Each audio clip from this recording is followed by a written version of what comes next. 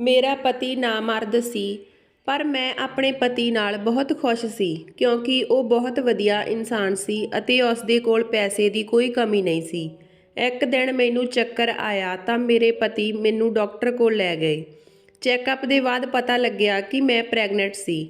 ਮੇਰੀ ਪ੍ਰੈਗਨੈਂਸੀ ਦੀ ਖਬਰ ਸੁਣ ਕੇ ਮੇਰੇ ਪਤੀ ਨੇ ਜੋ ਮੇਰੇ ਨਾਲ ਕੀਤਾ ਉਹ ਸੁਣ ਕੇ ਤੁਹਾਡੇ ਰੌਂਗਟੇ ਖੜੇ ਹੋ ਜਾਣਗੇ। ਮੇਰਾ ਨਾਮ ਸੁਧਾ ਹੈ। ਮੇਰੀ ਉਮਰ 35 ਤੋਂ 36 ਸਾਲ ਹੋ ਚੁੱਕੀ ਸੀ, ਪਰ ਹਜੇ ਤੱਕ ਮੇਰਾ ਵਿਆਹ ਨਹੀਂ ਹੋਇਆ ਸੀ ਕਿਉਂਕਿ ਮੇਰੇ ਮਾਂ-ਬਾਪ ਬਚਪਨ ਵਿੱਚ ਹੀ ਗੁਜ਼ਰ ਗਏ ਸੀ ਤੇ ਮੇਰੇ ਉੱਪਰ ਮੇਰੀਆਂ 2 ਛੋਟੀਆਂ ਭੈਣਾਂ ਦੀ ਜ਼ਿੰਮੇਵਾਰੀ ਸੀ। ਮੈਂ ਛੋਟੀ-ਮੋਟੀ ਨੌਕਰੀ ਕਰਕੇ ਆਪਣੀਆਂ ਭੈਣਾਂ ਦਾ ਪੇਟ ਪਾਲ ਰਹੀ ਸੀ। ਕੁਝ ਟਾਈਮ ਬਾਅਦ ਮੈਂ ਆਪਣੀਆਂ ਭੈਣਾਂ ਦਾ ਵਿਆਹ ਕਰ ਦਿੱਤਾ। ਆਪਣੀਆਂ ਦੋਹਾਂ ਭੈਣਾਂ ਦੇ ਵਿਆਹ ਤੋਂ ਬਾਅਦ ਮੈਂ ਘਰ ਵਿੱਚ ਇਕੱਲੀ ਰਹਿ ਗਈ। ਮਾਂ-ਬਾਪ ਦਾ ਸਾਇਆ ਤਾਂ ਪਹਿਲਾਂ ਹੀ ਉੱਠ ਗਿਆ ਸੀ ਤੇ ਹੁਣ ਭੈਣਾਂ ਵੀ ਪਰਾਈਆਂ ਹੋ ਚੁੱਕੀਆਂ ਸੀ। ਇਕੱਲੇਪਣ ਦੀ ਵਜ੍ਹਾ ਕਰਕੇ ਹੁਣ ਮੈਨੂੰ ਵੀ ਕਿਸੇ ਦੇ ਸਾਥ ਦੀ ਜ਼ਰੂਰਤ ਸੀ। ਮੈਨੂੰ ਆਪਣੀ ਜ਼ਿੰਦਗੀ ਵਿੱਚ ਅਜਿਹੇ ਸਾਥੀ ਦੀ ਜ਼ਰੂਰਤ ਸੀ ਜੋ ਮੇਰੀ ਤਨਹਾਈ ਨੂੰ ਦੂਰ ਕਰ ਸਕੇ ਤੇ ਮੇਰੀ ਜ਼ਿੰਦਗੀ ਖੁਸ਼ੀਆਂ ਨਾਲ ਭਰ ਦੇਵੇ। ਮੇਰੀ ਉਮਰ ਜ਼ਿਆਦਾ ਹੋਣ ਕਰਕੇ ਕੋਈ ਮੇਰੇ ਲਈ ਰਿਸ਼ਤਾ ਵੀ ਨਹੀਂ ਆਉਂਦਾ ਸੀ। ਮੇਰੇ ਦਿਨ ਕੁਝ ਇਸ ਤਰ੍ਹਾਂ ਗੁਜ਼ਰ ਰਹੇ ਸੀ ਕਿ ਇੱਕ ਦਿਨ ਮੈਂ ਬਾਜ਼ਾਰ ਗਈ। ਉੱਥੇ ਮੇਰੀ ਪੁਰਾਣੀ ਸਹੇਲੀ ਮਿਲ ਗਈ। ਅਸੀਂ ਦੋਨੋਂ ਇੱਕ ਦੂਜੇ ਨੂੰ ਬਹੁਤ ਚਿਰਾਂ ਬਾਅਦ ਮਿਲੀਆਂ ਸੀ। ਉਸ ਦਾ ਵਿਆਹ ਹੋ ਗਿਆ ਸੀ ਤੇ ਉਸ ਦੇ ਬੱਚੇ ਵੀ ਹੋ ਗਏ ਸੀ। ਉਸ ਨੇ ਅਚਾਨਕ ਮੇਰੇ ਵਿਆਹ ਬਾਰੇ ਪੁੱਛਿਆ ਤਾਂ ਮੈਂ ਉਸ ਨੂੰ ਸਭ ਦੱਸ ਦਿੱਤਾ। ਗੱਲਾਂ-ਗੱਲਾਂ ਵਿੱਚ ਉਸ ਨੇ ਦੱਸਿਆ ਕਿ ਉਸ ਦਾ ਇੱਕ ਭਰਾ ਹੈ ਜਿਸ ਦੀ ਉਮਰ ਕਰੀਬ 40 ਸਾਲ ਹੋ ਗਈ ਤੇ ਉਸ ਦਾ ਵਿਆਹ ਹੋ ਗਿਆ ਸੀ, ਪਰ ਉਸ ਦੀ ਪਤਨੀ ਇਸ ਲਈ ਛੱਡ ਕੇ ਚਲੀ ਗਈ ਕਿਉਂਕਿ ਉਸ ਦਾ ਭਰਾ ਆਪਣੀ ਪਤਨੀ ਨੂੰ ਔਲਾਦ ਦੀ ਖੁਸ਼ੀ ਨਹੀਂ ਦੇ ਸਕਦਾ ਸੀ। ਮੇਰੀ ਸਹੇਲੀ ਦੇ ਘਰ ਰੁਪਇਆਂ ਪੈਸਿਆਂ ਦੀ ਕੋਈ ਕਮੀ ਨਹੀਂ ਸੀ, ਬਸ ਇੱਕ ਹੀ ਕਮੀ ਸੀ ਕਿ ਉਸ ਦਾ ਭਰਾ ਔਲਾਦ ਪੈਦਾ ਨਹੀਂ ਕਰ ਸਕਦਾ ਸੀ। ਉਹ ਮੇਰੇ ਨਾਲ ਇਹ ਸਭ ਗੱਲਾਂ ਕਰ ਹੀ ਰਹੀ ਸੀ ਕਿ ਮੇਰੇ ਮੂੰਹ 'ਚੋਂ ਨਿਕਲ ਗਿਆ ਕਿ ਤੂੰ ਆਪਣੇ ਭਰਾ ਨਾਲ ਮੇਰਾ ਵਿਆਹ ਕਰਵਾ ਦੇ। ਮੈਂ ਤੇਰੇ ਨਾਲ ਵਾਅਦਾ ਕਰਦੀ ਹਾਂ ਕਿ ਮੈਂ ਤੇਰੇ ਭਰਾ ਨੂੰ ਛੱਡ ਕੇ ਕਦੇ ਨਹੀਂ ਜਾਵਾਂਗੀ ਅਤੇ ਨਾ ਹੀ ਕਦੇ ਕਿਸੇ ਗੱਲ 'ਤੇ ਤਾਨੇ ਦੇਵਾਂਗੀ। ਮੇਰੀਆਂ ਗੱਲਾਂ ਸੁਣ ਕੇ ਮੇਰੀ ਸਹੇਲੀ ਹੈਰਾਨ ਹੋ ਗਈ। ਉਸ ਨੇ ਕਿਹਾ ਕਿ ਤੂੰ ਇੰਨੀ ਵੱਡੀ ਸੱਚਾਈ ਜਾਣ ਕੇ ਵੀ ਮੇਰੇ ਭਰਾ ਨਾਲ ਵਿਆਹ ਕਰਵਾਉਣਾ ਚਾਹੁੰਦੀ ਆ। ਮੈਂ ਉਸ ਨੂੰ ਕਿਹਾ ਇਸ ਤਰ੍ਹਾਂ ਇਕੱਲੇ ਜੀਣ ਨਾਲੋਂ ਚੰਗਾ ਮੈਂ ਤੇਰੇ ਭਰਾ ਦਾ ਸਹਾਰਾ ਬਣਾ ਤੇ ਉਹ ਮੇਰਾ। ਆਖਿਰ ਮੈਂ ਕਦੋਂ ਤੱਕ ਇਕੱਲੀ ਰਹਾਂਗੀ। ਮੇਰਾ ਹਾਲ ਤਾਂ ਅਜਿਹਾ ਹੈ ਕਿ ਜੇ ਮੈਂ ਮਰ ਵੀ ਗਈ ਤਾਂ ਕਿਸੇ ਨੂੰ ਕੰਨੋ ਕੰਨ ਖਬਰ ਨਹੀਂ ਹੋਣੀ। ਮੇਰੀ ਸਹੇਲੀ ਮੇਰਾ ਇਹ ਫੈਸਲਾ ਸੁਣ ਕੇ ਖੁਸ਼ ਹੋ ਗਈ ਕਿਉਂਕਿ ਉਸ ਦੇ ਘਰ ਵਿੱਚ ਕਿਸੇ ਔਰਤ ਦੀ ਜ਼ਰੂਰਤ ਸੀ। ਉਸ ਦੀ ਮਾਂ ਬਹੁਤ ਸਮਾਂ ਪਹਿਲਾਂ ਮਰ ਗਈ ਸੀ। ਉਸ ਦਾ ਭਰਾ ਆਪਣੇ ਬੁੱਢੇ ਬਾਪ ਨਾਲ ਰਹਿੰਦਾ ਸੀ। ਉਸ ਨੇ ਕਿਹਾ ਮੈਂ ਆਪਣੇ ਭਰਾ ਨੂੰ ਪੁੱਛ ਕੇ ਦੱਸਦੀ ਹਾਂ। ਵੈਸੇ ਤੂੰ ਇਹ ਵਿਆਹ ਨੂੰ ਪੱਕਾ ਹੀ ਸਮਝੀ ਕਿਉਂਕਿ ਮੇਰੇ ਭਰਾ ਨੂੰ ਤੇਰੇ ਜਿਹੀ ਕੁੜੀ ਦੀ ਜ਼ਰੂਰਤ ਆ। ਇੱਕ ਦਿਨ ਨਿਕਲਣ ਤੋਂ ਬਾਅਦ ਮੇਰੀ ਸਹੇਲੀ ਮੇਰੇ ਘਰ ਆਈ ਤੇ ਬਹੁਤ ਖੁਸ਼ ਸੀ। ਉਸ ਨੇ ਕਿਹਾ ਮੇਰਾ ਭਰਾ ਇਹ ਵਿਆਹ ਕਰਨ ਨੂੰ ਤਿਆਰ ਆ, ਪਰ ਸਾਡੀ ਇੱਕ ਸ਼ਰਤ ਆ। ਮੈਂ ਘਬਰਾ ਕੇ ਪੁੱਛਿਆ ਕਿ? ਉਸ ਨੇ ਕਿਹਾ ਮੇਰਾ ਭਰਾ ਚਾਹੁੰਦਾ ਕਿ ਦੁਨੀਆ ਵਿੱਚ ਕਿਸੇ ਨੂੰ ਪਤਾ ਨਾ ਲੱਗੇ ਕਿ ਮੈਂ ਨਾਮਰਦ ਹਾਂ। ਮੈਂ ਕਿਹਾ ਬਸ ਇੰਨੀ ਕੁ ਗੱਲ, ਤੁਸੀਂ ਬੇਫਿਕਰ ਹੋ ਜਾਵੋ। ਅਗਲੇ ਕੁਝ ਦਿਨਾਂ 'ਚ ਮੇਰਾ ਤੇ ਸੁਧੀਰ ਦਾ ਵਿਆਹ ਹੋ ਗਿਆ। ਲੋਕ ਤਾਂ ਇਹ ਦੇਖ ਕੇ ਹੈਰਾਨ ਸੀ ਕਿ ਇੱਕ ਇਕੱਲੀ ਲੜਕੀ ਦਾ ਇੰਨਾ ਵਧੀਆ ਰਿਸ਼ਤਾ ਕਿੱਥੋਂ ਹੋ ਗਿਆ। ਮੈਂ ਵਿਆਹ ਤੋਂ ਬਾਅਦ ਸੁਧੀਰ ਦੇ ਘਰ ਆਈ ਤਾਂ ਇਹ ਦੇਖ ਕੇ ਹੈਰਾਨ ਸੀ ਕਿ ਸੁਧੀਰ ਦਾ ਘਰ ਆਲੀਸ਼ਾਨ ਬੰਗਲਾ ਸੀ। ਮੇਰਾ ਕਮਰਾ ਬਹੁਤ ਵਧੀਆ ਤਰੀਕੇ ਨਾਲ ਸਜਾਇਆ ਹੋਇਆ ਸੀ। ਮੈਂ ਅੰਦਰ ਬੈਠੀ ਤਾਂ ਸੁਧੀਰ ਕਮਰੇ ਵਿੱਚ ਆਏ, ਪਰ ਉਹਨਾਂ ਦੇ ਅੰਦਰ ਇੱਕ ਝਿਜਕ ਸੀ। ਉਹਨਾਂ ਨੇ ਆਪਣੇ ਅੰਦਰ ਦੀ ਕਮੀ ਦਾ ਡਰ ਸੀ, ਪਰ ਮੈਂ ਇੱਕ ਮੈਚਿਓਰ ਔਰਤ ਸੀ। ਮੈਂ ਉਸ ਦਾ ਹੱਥ ਫੜ ਕੇ ਕਿਹਾ ਤੁਸੀਂ ਪਰੇਸ਼ਾਨ ਨਾ ਹੋਵੋ, ਇਹ ਗੱਲ ਮੈਂ ਆਪਣੇ ਕਮਰੇ ਤੋਂ ਬਾਹਰ ਕਦੇ ਨਹੀਂ ਜਾਣ ਦੇਵਾਂਗੀ ਅਤੇ ਨਾ ਹੀ ਕਦੇ ਇਸ ਗੱਲ ਦਾ ਜ਼ਿਕਰ ਕਰਾਂਗੀ। ਮੇਰਾ ਇੰਨਾ ਕਹਿਣ ਤੇ ਸੁਧੀਰ ਦਾ ਚਿਹਰਾ ਖਿੜ ਉੱਠਿਆ ਤੇ ਕਹਿਣ ਲੱਗੇ ਕਿ ਤੈਨੂੰ ਦੇਖ ਕੇ ਲੱਗਦਾ ਹੁਣ ਮੇਰੀ ਜ਼ਿੰਦਗੀ ਵਿੱਚ ਮੈਨੂੰ ਸਭ ਕੁਝ ਮਿਲ ਗਿਆ।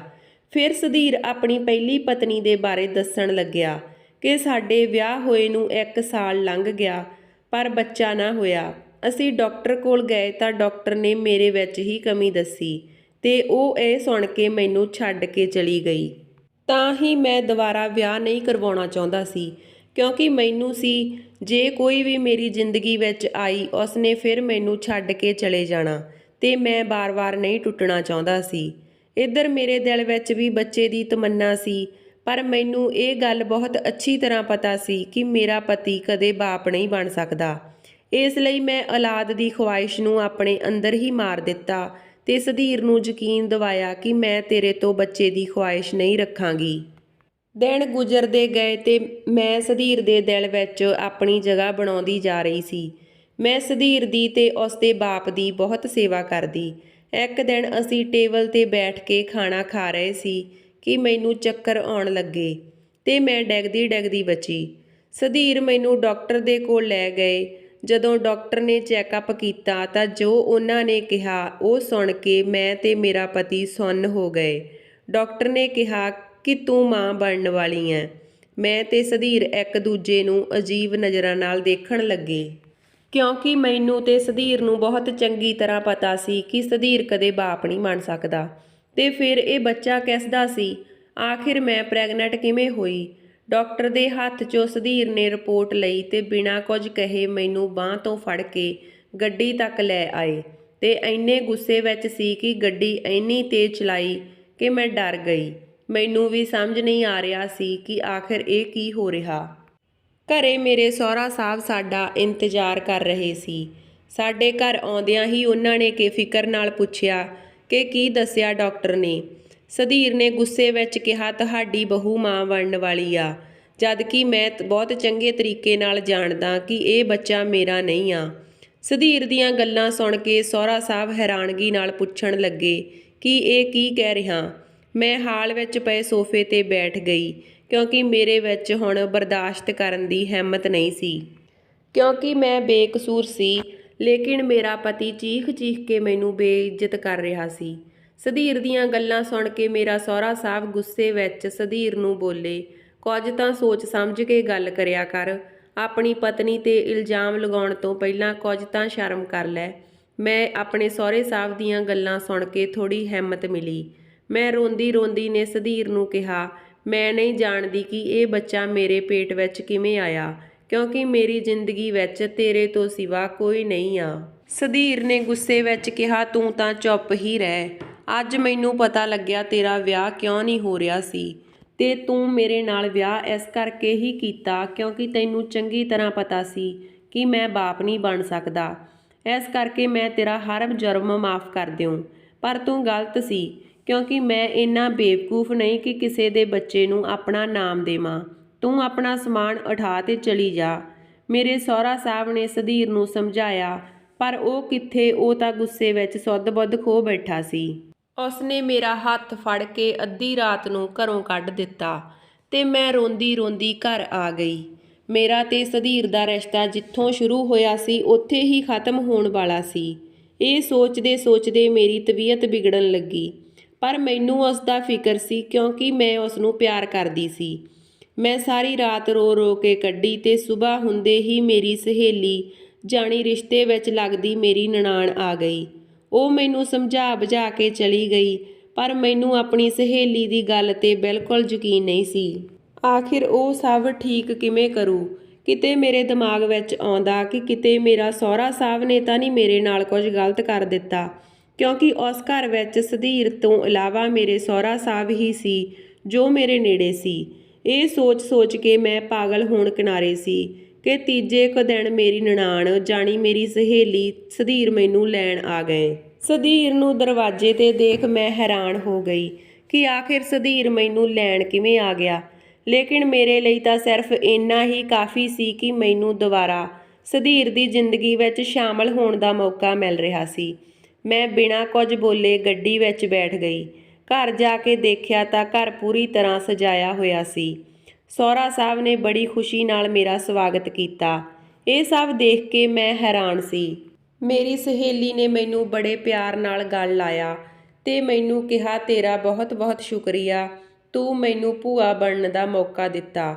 ਮੈਂ ਹੈਰਾਨੀ ਨਾਲ ਇੱਕ ਨਜ਼ਰ ਸੁਧੀਰ ਤੇ ਪਾਈ ਤਾਂ ਉਹ ਉਂਝ ਨੀਵੀਂ ਪਾਈ ਖੜੇ ਸੀ।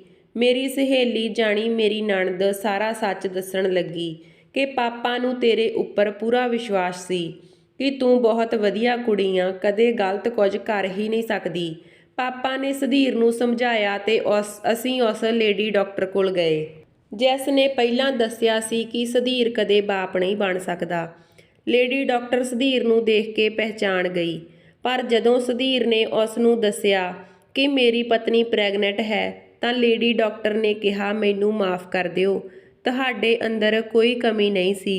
ਤੁਹਾਡੀ ਪਤਨੀ ਤੁਹਾਡੇ ਨਾਲ ਨਹੀਂ ਰਹਿਣਾ ਚਾਹੁੰਦੀ ਸੀ, ਇਸ ਕਰਕੇ ਉਸ ਨੇ ਮੈਨੂੰ ਪੈਸੇ ਦੇ ਕੇ ਤੇਰੀ ਝੂਠੀ ਰਿਪੋਰਟ ਬਣਵਾਈ ਸੀ ਕਿ ਉਹ ਤੈਨੂੰ ਤਲਾਕ ਦੇ ਸਕੇ। ਮੇਰੀ ਸਹੇਲੀ ਨੇ ਇਹ ਸਭ ਮੈਨੂੰ ਦੱਸ ਕੇ ਫਿਰ ਤੋਂ ਸੁਧੀਰ ਦੀ ਜ਼ਿੰਦਗੀ ਵਿੱਚ ਜਾਣ ਦਾ ਮੌਕਾ ਦਿੱਤਾ, ਨਹੀਂ ਤਾਂ ਮੈਂ ਇਹ ਸੋਚ ਕੇ ਹੀ ਮਰ ਜਾਂਦੀ ਕਿ ਇਹ ਬੱਚਾ ਕਿਸ ਦਾ। ਮੈਂ ਤਾਂ ਆਪਣੇ ਪਿਓ ਵਰਗੇ ਸਹੁਰਾ ਸਾਹਿਬ ਤੇ ਵੀ ਸ਼ੱਕ ਕਰਨ ਲੱਗ ਗਈ ਸੀ। ਸੁਧੀਰ ਮੇਰੇ ਤੋਂ ਆਪਣੇ ਕੀਤੇ ਦੀ ਮਾਫ਼ੀ ਮੰਗਣ ਲੱਗੇ, ਪਰ ਮੈਨੂੰ ਉਹਨਾਂ ਤੋਂ ਕੋਈ ਸ਼ਿਕਾਇਤ ਨਹੀਂ ਸੀ, ਕਿਉਂਕਿ ਉਸ ਦੀ ਜਗ੍ਹਾ ਕੋਈ ਵੀ ਹੁੰਦਾ ਤਾਂ ਸ਼ਾਇਦ ਇਹੀ ਕਰਦਾ। ਮੇਰੇ ਸਹੁਰਾ ਸਾਹਿਬ ਨੇ ਮੇਰੇ ਸਿਰ ਤੇ ਹੱਥ ਰੱਖਿਆ ਤੇ ਮੈਨੂੰ ਬਹੁਤ ਸਾਰੀਆਂ ਦੁਆਵਾਂ ਦਿੱਤੀਆਂ। ਅਖੀਰ ਸਾਡੇ ਰਿਸ਼ਤੇ ਕਿੰਨੇ ਨਾਜ਼ੁਕ ਹੁੰਦੇ ਆ, ਜਿਨ੍ਹਾਂ ਨੂੰ ਬੜੇ ਪਿਆਰ ਨਾਲ ਸੰਭਾਲ ਕੇ ਰੱਖਣਾ ਪੈਂਦਾ। ਕਦੇ-ਕਦੇ ਇਨਸਾਨ ਦੀ ਮਾਮੂਲੀ ਜਿਹੀ ਗਲਤੀ ਨਾਲ ਸਾਰੇ ਰਿਸ਼ਤੇ ਸ਼ੀਸ਼ੇ ਦੀ ਤਰ੍ਹਾਂ ਟੁੱਟ ਕੇ ਚੂਰ-ਚੂਰ ਹੋ ਜਾਂਦੇ ਆ। ਸੋ ਇਹ ਸੀ ਸਾਡੀ ਅੱਜ ਦੀ ਕਹਾਣੀ। ਜੇ ਤੁਸੀਂ ਸਾਡੇ ਚੈਨਲ ਤੇ ਪਹਿਲੀ ਵਾਰ ਹੋ ਤਾਂ ਚੈਨਲ ਨੂੰ ਸਬਸਕ੍ਰਾਈਬ ਕਰ ਲਓ। ਜੇ ਤੁਸੀਂ ਸਾਡੇ ਚੈਨਲ ਨਾਲ ਪਹਿਲਾਂ ਜੁੜੇ ਹੋਏ ਹੋ ਤਾਂ ਵੀਡੀਓ ਨੂੰ ਲਾਈਕ ਸ਼ੇਅਰ ਜ਼ਰੂਰ ਕਰਿਓ। ਮਿਲਦੇ ਹਾਂ ਨਵੀਂ ਕਹਾਣੀ ਦੇ ਨਾਲ, ਤਦ ਤੱਕ ਸਤਿ ਸ਼੍ਰੀ ਅਕਾਲ।